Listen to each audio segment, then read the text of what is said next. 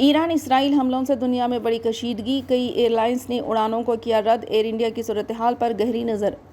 ایران کی جانب سے اسرائیل پر 180 بیلسٹک میزائلوں سے حملے کے بعد مشرقی وسطیٰ میں کشیدگی میں نمایاں اضافہ ہو گیا۔ حملے کے بعد کئی فضائی کمپنیوں نے اسرائیل اور لبنان کے لیے اپنی پروازیں معطل کر دیں۔ دریں اثنا ایئر انڈیا مشرقی وسطیٰ کی صورتحال پر گہری نظر رکھے ہوئے ہے۔ ایئر انڈیا نے چہارشنبہ 2 اکتوبر کو اعلان کیا کہ وہ اس صورتحال پر گہری نظر رکھے ہوئے ہیں اور اپنے نیٹ ورک میں ممکنہ حفاظت یا حفاظتی خطرات کے لیے اپنی پروازوں کا روزانہ جائزہ لیا جا رہا ہے۔